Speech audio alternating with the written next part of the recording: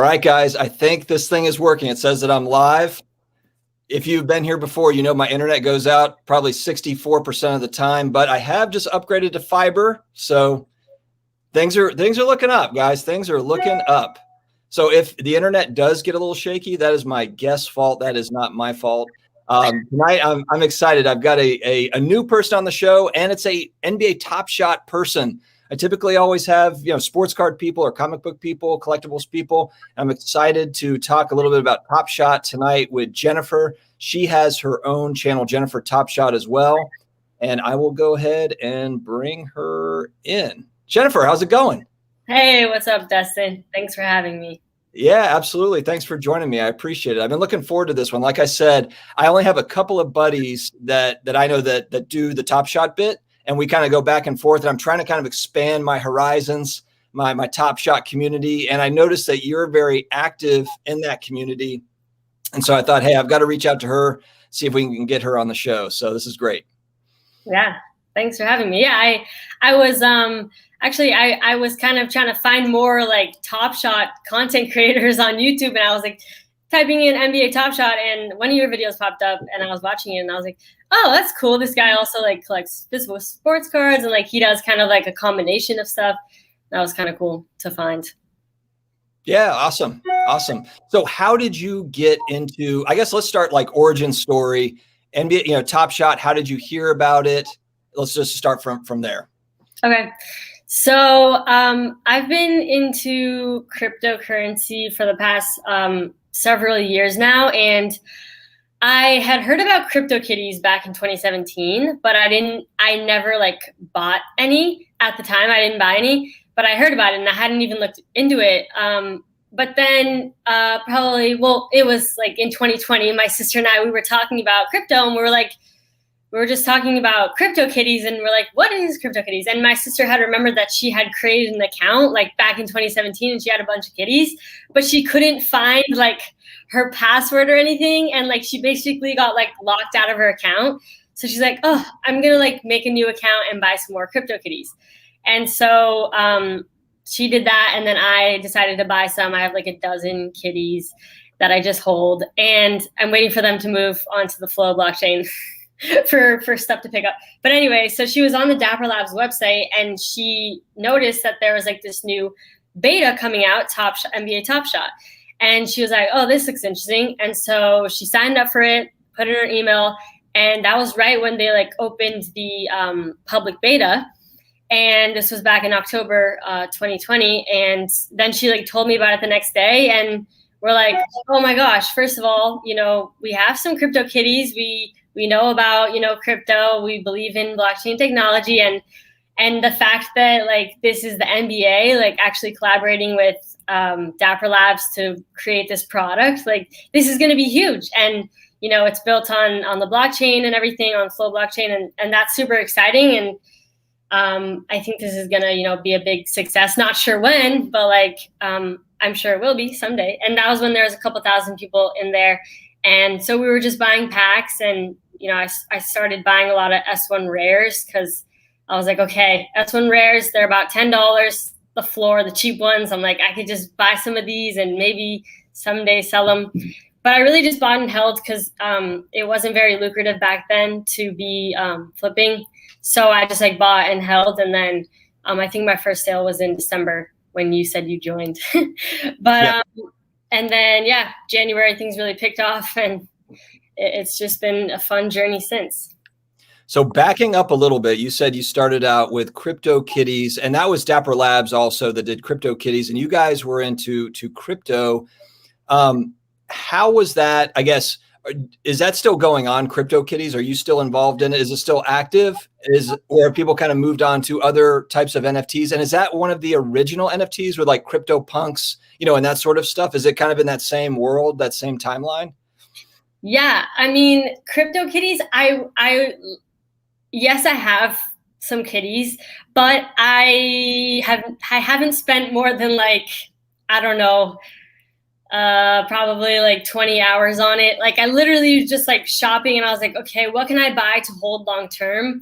I don't know if people are active on there. I have some friends that have really large collections on CryptoKitties, and they say it's not really active right now because the gas fees are so high because it's on Ethereum. And actually, CryptoKitties like broke the Ethereum network, and that was like what they were famous for in 2017. And so, but they weren't able to scale as quickly as like TopShot is because just with the gas fees and everything, it's not ideal. And so they're actually moving over to Flow soon. We don't know when, but I'm really excited for that because I feel like that'll people will come back to CryptoKitties. But yeah, CryptoKitties is kind of, I mean, I don't know if people still breed kitties and all that, but yeah. Can you explain? So, and this is someone that I don't own any cryptocurrency. I think that's probably going to change here soon.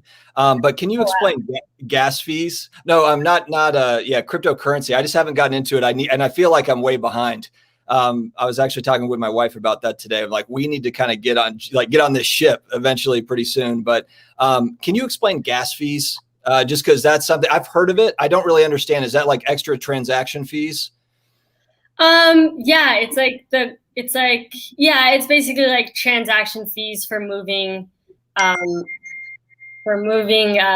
Ethereum has gas fees and high gas fees too, because Ethereum, has really pumped a lot, and Ethereum can only like handle so much, which is why it's like I don't know. Ethereum is great. I love Ethereum, and I definitely have Ethereum. But I think for NFTs, it's not necessarily the best for a high volume site like TopShot. Like if TopShot was built on Ethereum, that wouldn't be good. Yeah, wouldn't have worked. But Dapper Labs created their own crypto. They created their own blockchain, and it's crypto Flow. So like Roham is the CEO of Dapper Labs, TopShot, Flow, CryptoKitties, and so I think that's really cool as well. They have their own like crypto that they built it on. That's absolutely cool. Yeah, absolutely. All right, so let's shift quickly over to the YouTube side. So you started a YouTube channel. How did you decide you were in on TopShot? How did you say like, all right, I need to start a YouTube channel? Did you already have another channel about something else? Have you done this before, or was this your first foray into YouTube? This is my first time for YouTube. I'm new to YouTube, and I've done other social media stuff on other platforms, TikTok, Instagram, but I've never done like YouTube before. And I have actually always wanted to have a YouTube account. Like I used to watch videos when YouTube like first came out, and I was like obsessed with YouTube. And I always wanted a YouTube channel, but I never knew what to make it about. And then but it's always been like in the back of my mind. And then TopShot, I just kind of became obsessed with it, and I like sharing my experience with others, and I like creating videos. So I thought, why not? And there aren't many TopShot content creators in the space. And I think I was the first female YouTube TopShot content creator too. And so a lot of people were really supportive early on as well. And I really spent a lot of time trying to make my videos good quality. And so, yeah, people seem to really appreciate my videos. I try to make like fundamental videos for new people. Yeah, no, and I was telling you before we came on, I mean, I like the fact that they're just bite sized, where it's like 3 to 6 minutes, but it gives you good information. You typically have, I notice that you do a lot of giveaways. There's a lot of community built around your channel. What's kind of how did you come up with that? Like, all the giveaways and stuff, and you've definitely done a good job of engaging the community in a good way, I would say. Yeah, I made my first YouTube video it was literally on Valentine's Day, actually, because I was like, I have nowhere to go. I'm just gonna like start my YouTube channel. Why not? And I just made an intro video. I was like, hey, like, my name's Jennifer. I'm gonna start making videos. Like, I was just gonna do one video a week, and it was gonna be like weekly updates on like what happened during the week, because I thought that would be cool to document, to like look back on and stuff. And then this guy, his name is Sack Daddy. He was one of like the OGs on TopShot, and he has the large account. He reached out to me on Discord, and he's like, hey, I saw that you're starting a YouTube channel. Like, I want to help you, get the ball rolling. Can I give you a moment to like give away on your next video. I was like, oh, sure. Like, why not? Like, I didn't think to do that on my own. Someone was just like, can I give you a moment to give away? I was like, okay, sure. So then I just gave away a moment on the next video, and it does help bring in some new people, you know, like the excitement of like the potential of winning. And so I don't do it on every video, but I do it on all of the weekly update videos. I'll do like a giveaway, and it's just like a random giveaway. And usually people reach out and they say, hey, can I donate a moment? Or I'll reach out to like some of the bigger whales and see if they'll like donate a moment for my channel. So yeah. Have you ever talked with, I noticed they've got, I've seen like, I think one interview with Whale Vault, and he's kind of like, he's got an avatar. No one knows who he is. I don't think, I don't think anyone has actually seen him. I don't think that he wants to, you know, his identity revealed, which is probably fine. I don't know if I would either, you know, with everything that he's holding. But it was interesting though, how he was talking about, it was definitely more of a community focus that, you know, that vault. And it didn't sound, I mean, it sounded like they, you know, the vault just is going to hold essentially. I mean, it sounded like there wasn't really you know, any sort of momentum to try to sell off, or, you know, or any sort of financial, I mean, not everything, there's a financial piece to everything, obviously, but it just sounded like it was, you know, more about the community and more about the long-term, you know, goals of TopShot, as opposed to just, you know, quick bucks. Yeah, I think he looks at it more of like a store of value, which I that's how I look at a lot of my collection too, is like a store of value. You know, it's like I like to hodl, like you know, Bitcoin and Ethereum I like to hodl, but then it's like, you know, some altcoins I'll flip, like if I'm, you know, super profitable. So it's like he doesn't have stuff that he's like, okay, you know, I'm gonna hold this and I'm gonna flip this. Like he just holds everything, and I think it's actually a group of people. I think he's just like the one that speaks for them or something. But and I would love to talk to him someday, but I don't know if he's hard to reach or not. But yeah, and there's a decent amount of whales that are like that, where it's like, okay, they're in this for the long haul. But of course, you know, there's people that just flip. But I think it's nice to have kind of a mixture of both. Like, especially if you want, it's like you kind of need more money. It's like, how much are you willing to put in? You know, are you just going to keep putting in, or are you going to like decide that, okay, here are some things that I'm going to use as flipping material so that I can free up more capital so that I can reinvest into stuff that I want to hold long term. And that's what I like to do. I mean, I've put in, I don't know exactly, but more than 5K, less than 10K I've put in, and I'm not like, I don't have a lot of like USD money. So I'm like, you know, that's a lot of money for me. So I do buy stuff that it's like, I like to use as flipping material as well. Just to get more to invest in.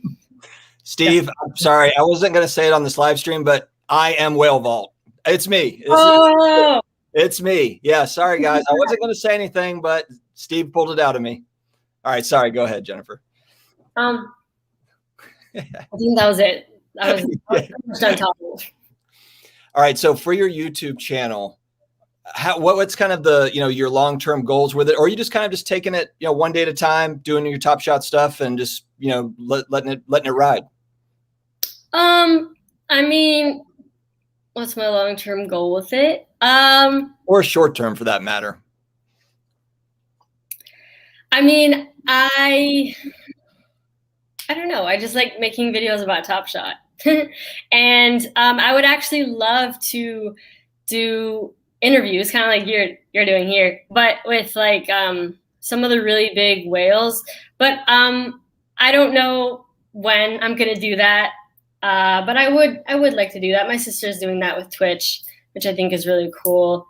Yeah, I just kind of make the videos, and you know, if people watch them, that's awesome.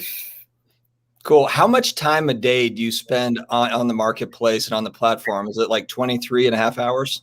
Sometimes I dream about TopShot.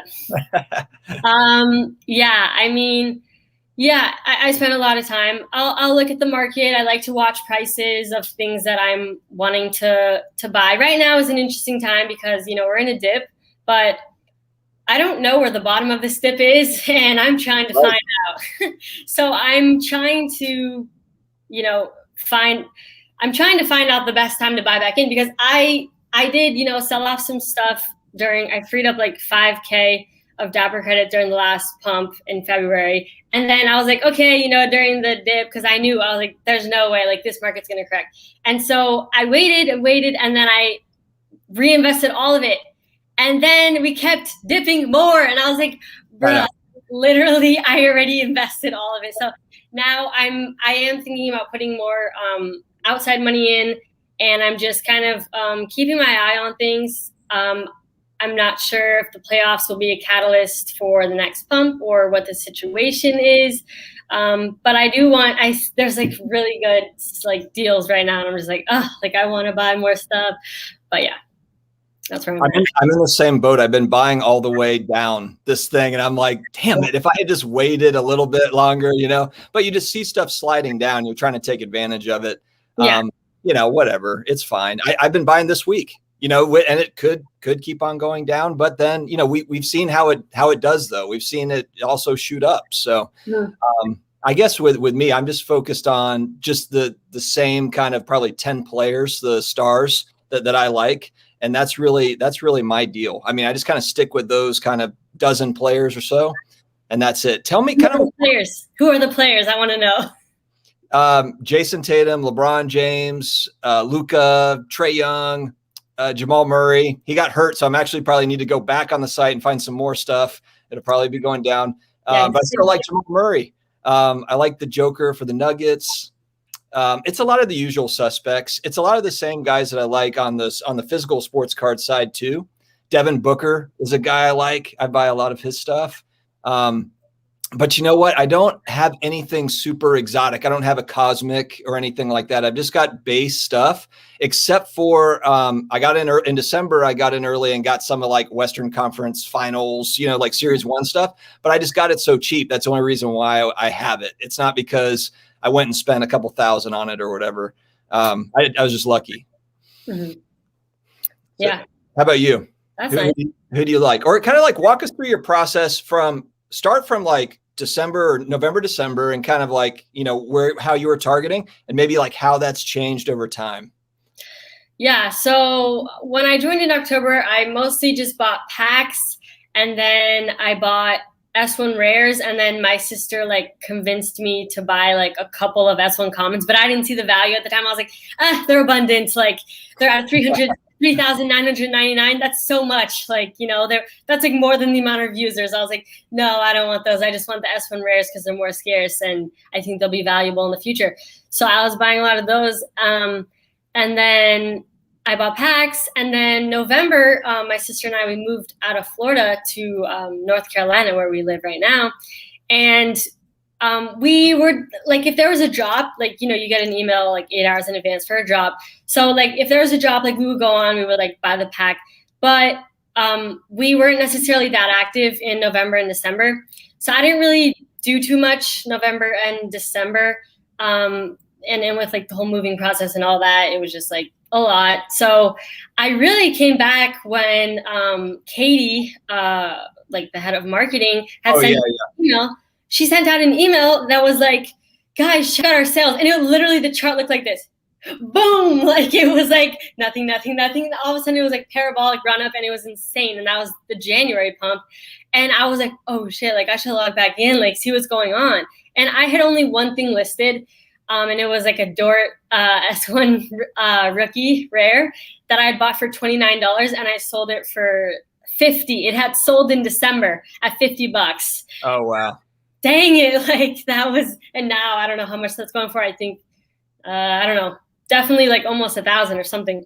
But yeah, so then that's when I was like, oh, wow, all these S1 comments that I've gotten from packs are pretty valuable.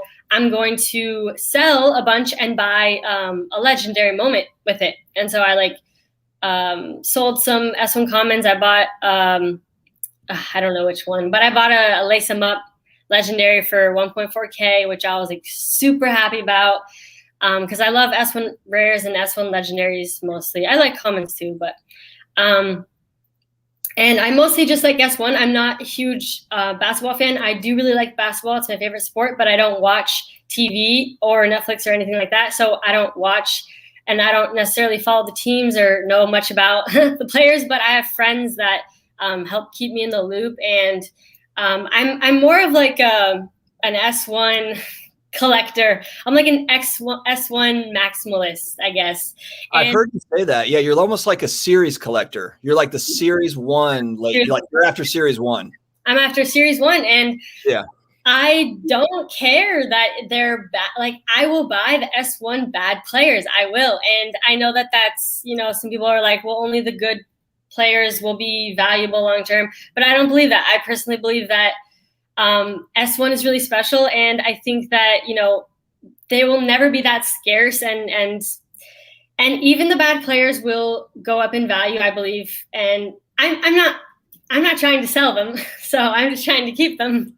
But I do like collecting S1, and especially the S1 rare final set. I love the S1 rare final set. I think that's super underrated. That's my only complete set that I have, and I have 2 of the LeBron finals, which I own in packs, and I haven't sold. I could have easily sold, but I haven't because I like that and I want to hold it long term. Not too much of a flipper, I guess, but that's awesome. Those are nice ones. Yeah. I mean, and look, I'm not like a huge gamer to where I understand all of the utility that people talk about with like hardcore and stuff, but I understand. I mean, I see kind of younger generations that are big into Fortnite and are big into, where they're buying skins and things for their characters. I saw in the last, the last news update with Jacob, or maybe it was the one a couple of weeks ago, but basically they were talking about kind of utility with moments, with players, kind of like a sword and shield type thing. And again, I'm not like a massive gamer, but I understand how that could become a big deal if it's a game that is very popular. If it becomes popular, I guess if the game is no good and the game flops, then maybe that's not so good.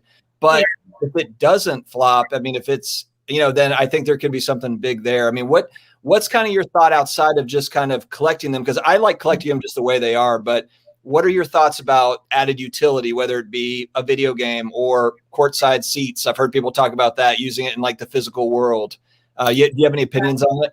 Yeah, definitely. I am thinking long term with these, and I think, the utility for hardcore will be super cool. And I do think about potentially, if hardcore becomes a popular game and all of a sudden there's these professional hardcore players and these like gamers that are really good, like, maybe I could potentially lend out my moments to them to so they can be even better. And I think about, lending out moments, making passive income on these moments. Potentially, maybe there'll be staking rewards for holding your moments, for a period of time or something. I'm not entirely sure, what is there, but I know that the possibilities, there's so much that they can do with this. And I would love to be able to go to an in-person game, just by holding a moment. Like if you hold, I don't know, a certain moment, then it's like from a certain set or something, then you get, to go to the game for free or something like that. Right. I'm excited for the possibilities of what this could be. And so I should, for risk management, I should withdraw my initial investment. I haven't yet, but I should. But I think it's mostly because I feel like things are just getting started. And there was like a huge, pump and now we've dipped a lot since then. But I do think prices will be, more than what they were in February. I know some people don't, but I do think that they will be. And I think that, we are still in beta and we're just getting started. And, there's only, let's say there's 300,000 users. Well, only like 80K of them have like 15,000 or 15 moments, not 15,000. Only like 80K have at least 15 moments or something, like at least that were able to qualify for the last legendary holo drop. So I'm like, there's not even really that many like collectors yet. There's just some people that think they can make a quick buck, but they don't know the true potential. And so I feel like, it's still, I feel like it's a good time to join TopShot for the new people coming in. But I do feel for the people that, join in February and like they're kind of like down on everything. Like I do feel for them. But yeah, if I were them, I probably would just hold everything and just wait it out.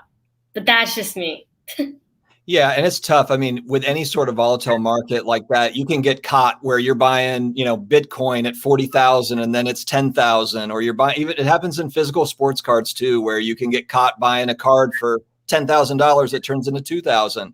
So, there's always going to be those, I think, those moments, and you just, I don't know. I think a lot of it is just timing. But as you said, I mean, if you believe in something for the long term, typically those things end up working their way out of it. Usually, we'll see. Okay, we have a question from Ziggy. Jennifer, did you get a legendary pack? I'm assuming that was the recent one, or was that a holo? Was that a legendary? Yeah. The holo is just a type of legendary. It's a legendary pack, and it's the holo one. I didn't, but I did buy. I bought a legendary Moments, one of the holos. But I didn't get the pack. I did get the Rebound Pack though, the participation trophy pack. So that was if you did not get, so if you didn't make the queue, you got in the queue, you didn't get it, then you had an option to buy the Rebound Pack, or was it only certain people that got the Rebound Pack option?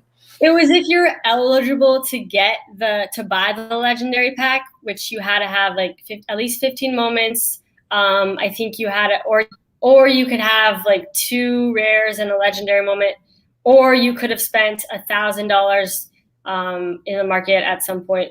I think those were like the requirements. And so 80K people were eligible. And so that's how many people could potentially join the queue. And so anybody who joined the queue and was eligible, if they didn't get a holo pack, which there was only, I don't remember. I think there was like 3,000 or something. Then you could just stay in line and you can get just a regular base pack as like I don't know. It was a nice thing because a lot of people are usually pretty heated when they don't get a pack. So that was cool. That was nice. I've never seen Twitter light up than when NBA TopShot, came about. Like, I mean, I was on Twitter. I haven't been on Twitter for like 10 years, but I've been on it for maybe 1 year. And the Twitter reactions and everything over the last 2 months, literally just my entire feed is just TopShot Twitter reactions. It's crazy. Yeah, I like Twitter. And I like everything for my Twitter, it's like all TopShot. Like I only post TopShot stuff. I only see TopShot stuff. Like everything's just TopShot. We have another question kind of on that same line. Do you use Wax, and are you interested in MLB NFTs or kind of other sorts of NFTs that are popping up on Wax?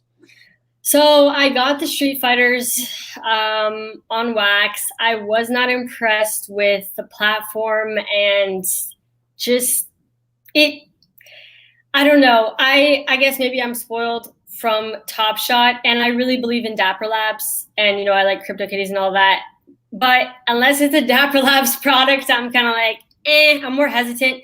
And I really wasn't impressed with Wax. I don't like that they aren't really building like a community around them. It like seems like they're just like selling these packs and then they're like, all right, on to the next, sell, on to the next. Like they're not creating anything within that. Like, I don't know. It just seems weird. And I still have the Street Fighter cards because I'm like, I'll just keep them, like just in case they pump a ton, maybe I'll sell them or whatever.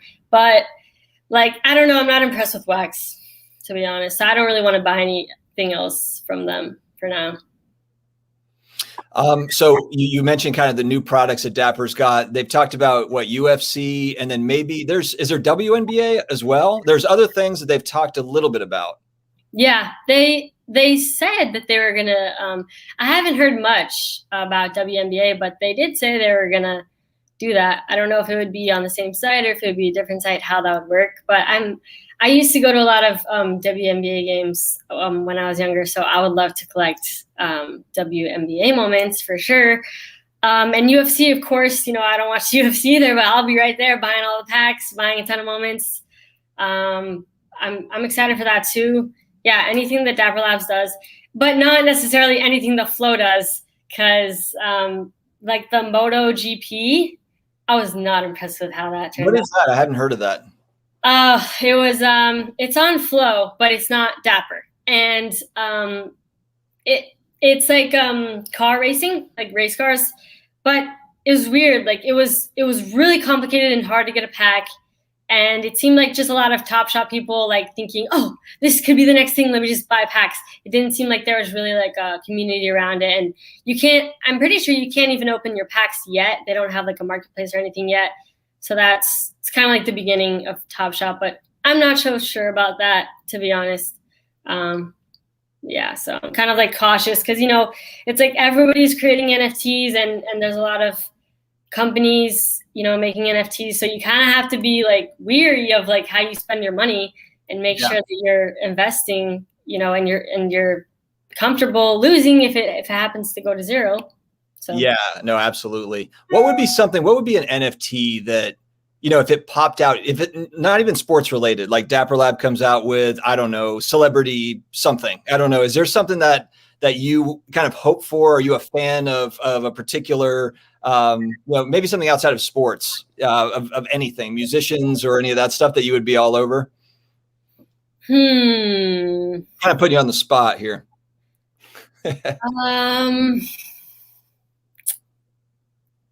I mean, I don't know.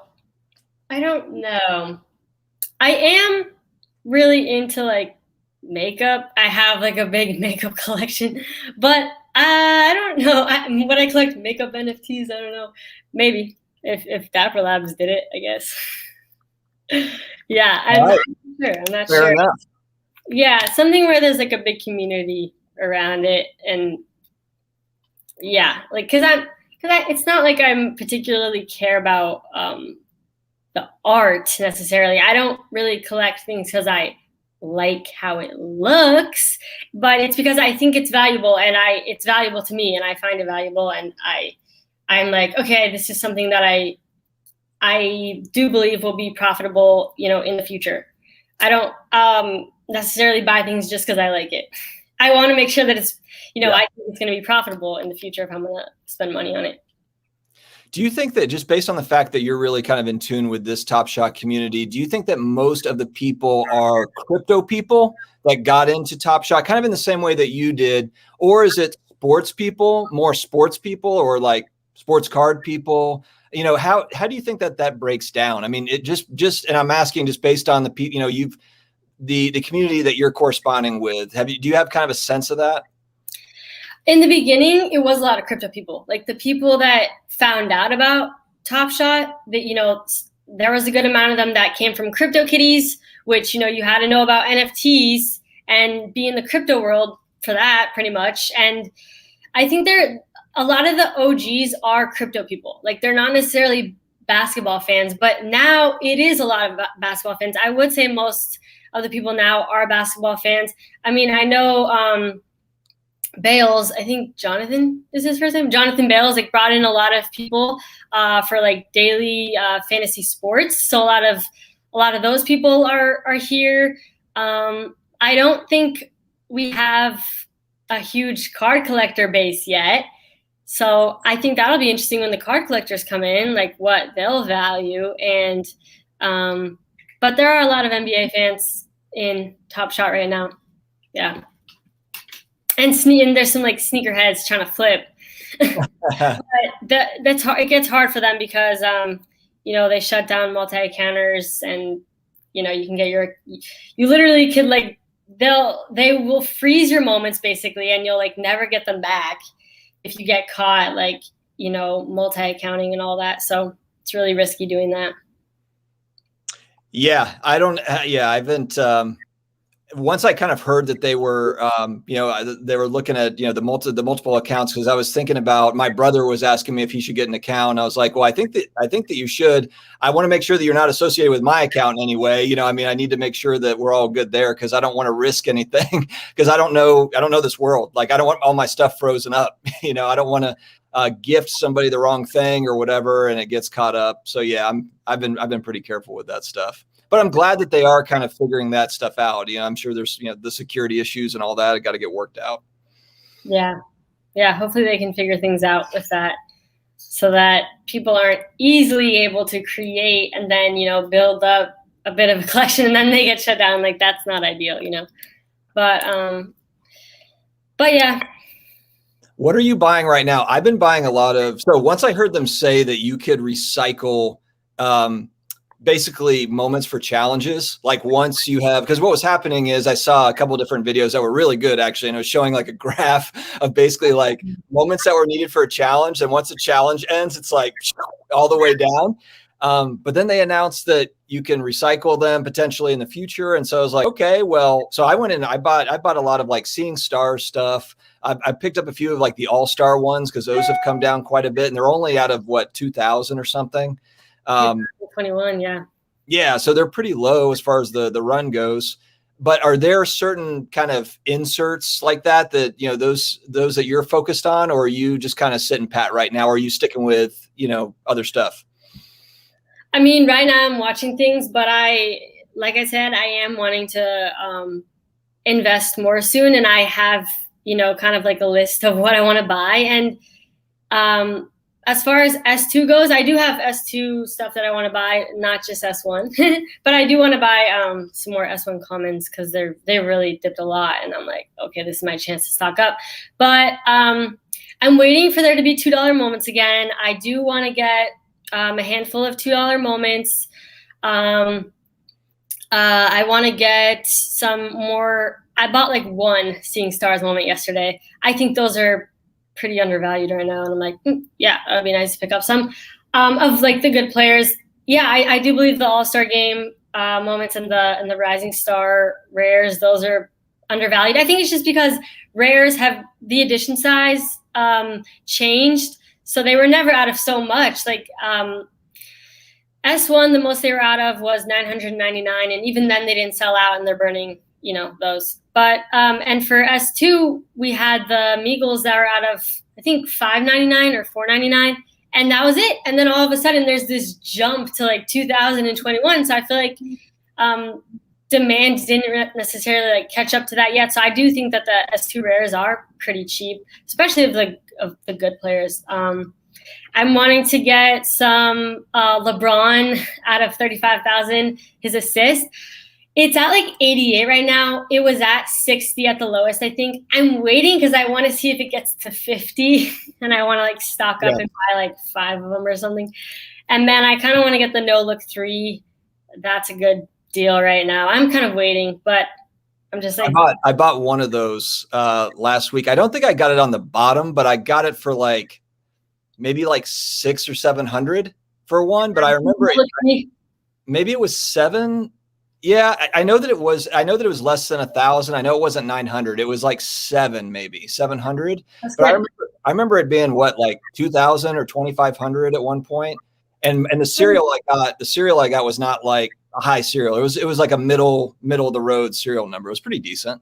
Okay, yeah. I mean, everything's on sale right now, so it's kind of like it is a good time to buy in. But you know, some of us are just waiting to see if things will go even more on sale. But yeah, I think there's a lot of great deals out there right now, and especially LeBron. Like even his Seeing Stars reward moment, like I think it's less than 1,000. Like, right, which is crazy. It's out of 4,400 something, I think, and that's a reward moment too. Which I think the reward moments are, you know, they add a little extra layer of, you know, something special because they now have the little star as the indicator.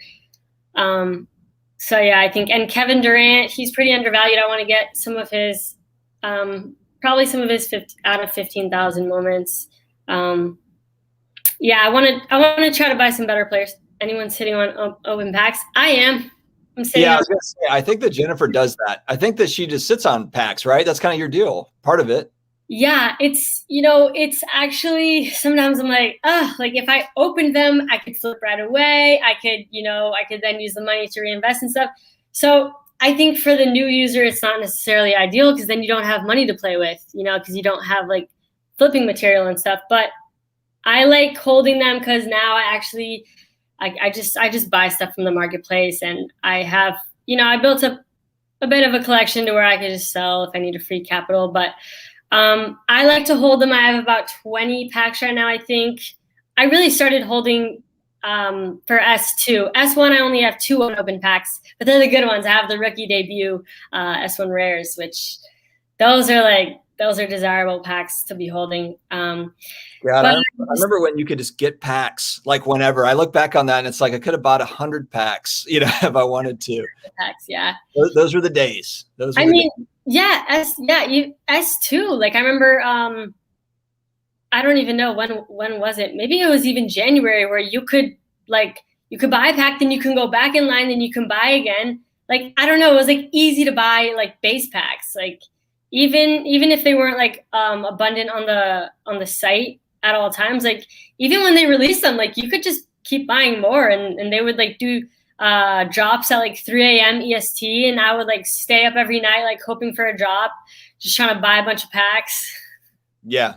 So for the unopened packs, are you waiting for them to offer the ability on the site to be able to sell packs whole, or are you just are those like sitting on them, not touching those? When they create the ability for you to buy and sell unopened packs on the marketplace, I'm going to buy more unopened packs and hold them for longer than anyone else. No, but I mean, obviously I'll eventually sell most of them. I'll probably open some just because why not? But I do want time in hands Jennifer over here. Yeah, I want to hold them. I want to see how long I can hold them for, and maybe one day I can auction my packs. Who knows? That's awesome. Yeah. Well, didn't they say something like that? Like they'll have kind of like the make an offer option, or the auction option is possible down the line.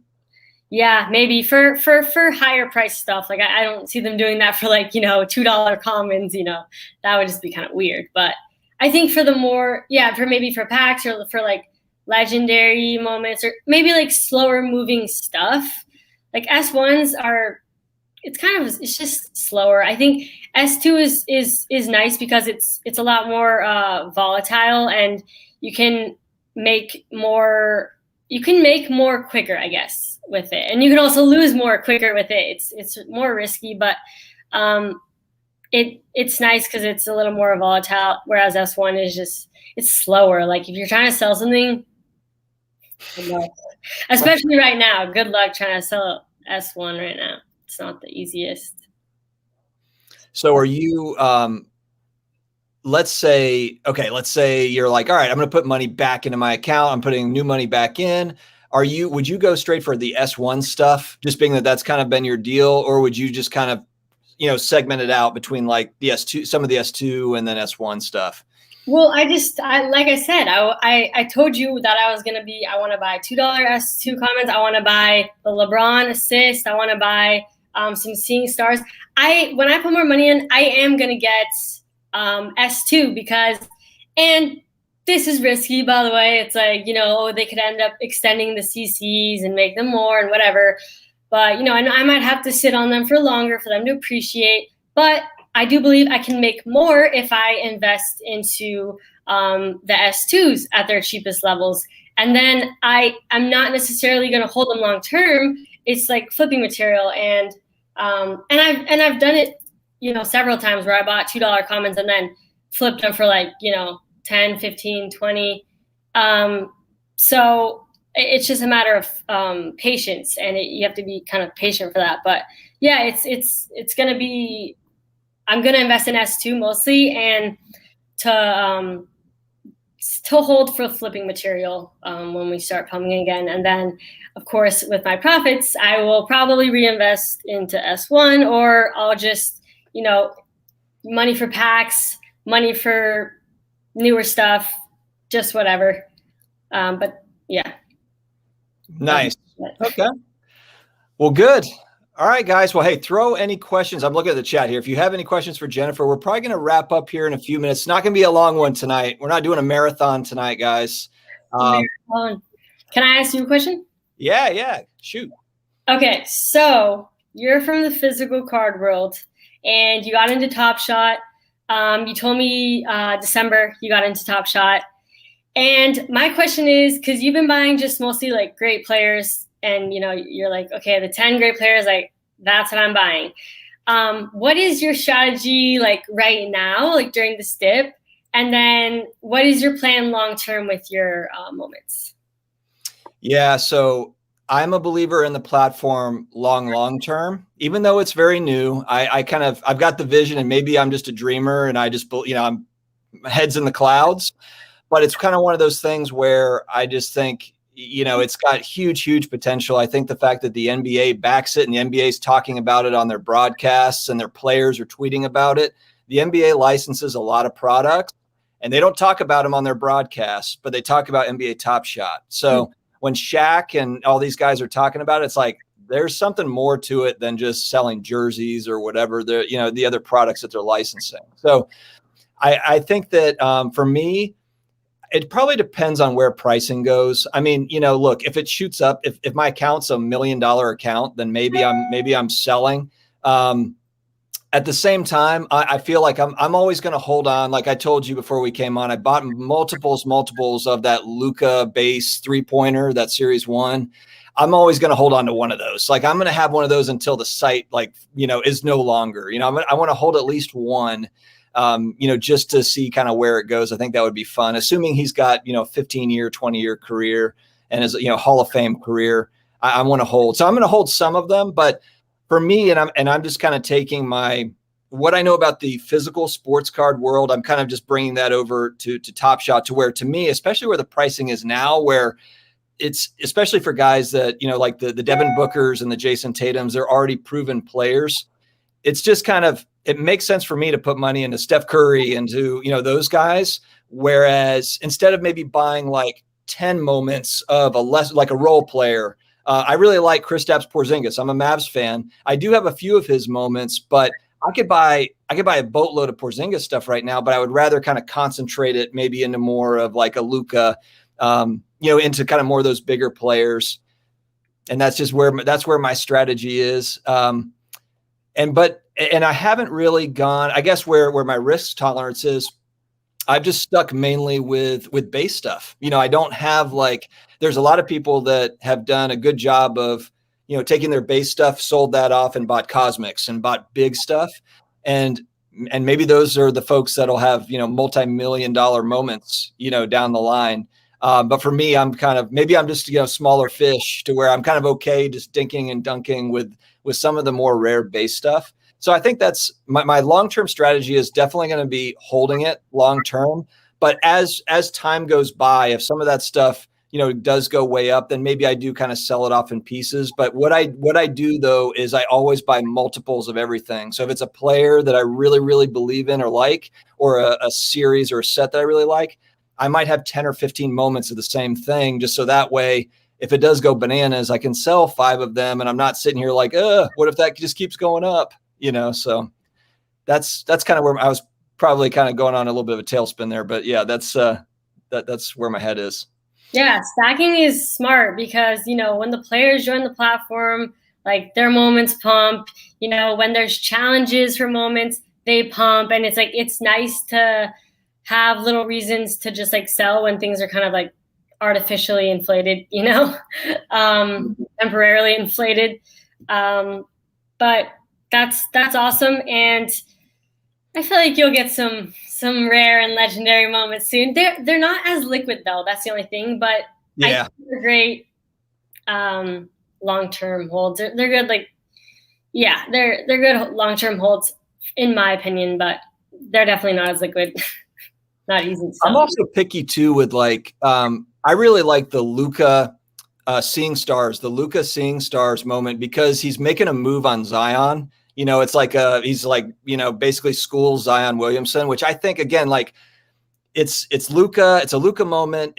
They're out of 10,000, so it's somewhat rare. And then it's also just like a cool moment of where if those are the guys post LeBron James NBA, if those are the top 2 or out of the top 10 players in the NBA, if there are 2 of them, that'll just be kind of a cool moment down the line. So I pay attention to that stuff too.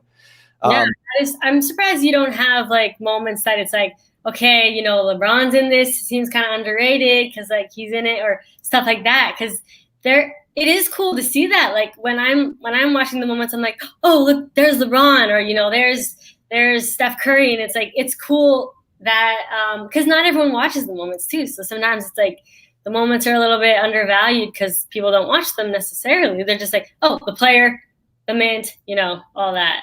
But Right. I've seen videos of people specking on that stuff. And I was like, oh my God, I didn't even think of that. Where it's like the pass was actually from Steph Curry, or it's like this moment should actually be a Steph Curry moment because of this or that. I'm like, dang, I hadn't really thought about that. So yeah, all that spec stuff is just going to be fun to watch as time goes on. And that's why, it's like, that's part of the fun to me is that piece. For yeah, sure. and even like the bubble moments. I think those are super, which is why I like the finals, the S1 final rare so much, because literally there's like virtual people in the background. Like, I think that's super cool because we're not always going to be, I mean, maybe that's what it evolves to. And it's just like only virtual people in the audience, which then it wouldn't be special. But I don't necessarily think that's going to be the case. So I think that's super special as well. And that adds like an extra element to it. Or like if there's masks, like I think that's kind of like an interesting thing as well. Like just little sprinkles here and there. Absolutely. This is actually what I'm really excited about. This is coming from Criminal Mind. Interesting screen name there. Will we ever get an MJ moment? That honestly, like the vintage moments, maybe this is the old man in me. I'm about to turn 40, but I want to see Michael Jordan moments. And he's in on, he's investing, his groups are investing in TopShot. We've seen it in the news, and he's got separate licensing than regular NBA. But man, if there is Michael Jordan moments on the site, or Magic Johnson or Larry Bird or Julius Erving, or, that really kind of opens up a lot of doors, I think. So that's another part of the site that intrigues me. Yeah, that'll be interesting to see how much MJ moments go for. I'm like, they're going to be like crazy expensive. I just know that. Yeah. And I've heard a lot of people too, like, how are you going to display your moment? And actually, we had talked about Gary Vee briefly, and he said the same thing, kind of like, what's that next step with NFTs? How are they displayed? Is it going to be like you have a monitor in your house instead of having like a piece of art hanging on the wall? You've got some sort of NFT shifting around, how is it going to be displayed? But I do think, it makes sense though, that 20 years down the road, there would be some digital things that you could do. I'm sure that technology is only going to get better, not get worse. Yeah. And I think that our lives will be more in the virtual world. Like, maybe we can have little like video clips here, but also maybe we'll have like Decentraland, like you can own land and you can like, build things and you can build a house and it's like all virtual and, you own the space virtually and, maybe you can put your TopShot moments in there and stuff like that. So that's interesting to me as well. We're all just going to be walking around with VR goggles on. That's all. Like, we're not going to be like, everyone's going to be in like the other world. I'm gonna be like, hey, I got to get out of here. The real world sucks. I'm going to the second world. I'm going to my TopShot. I'm going to hard court for the next few hours. I'll be back.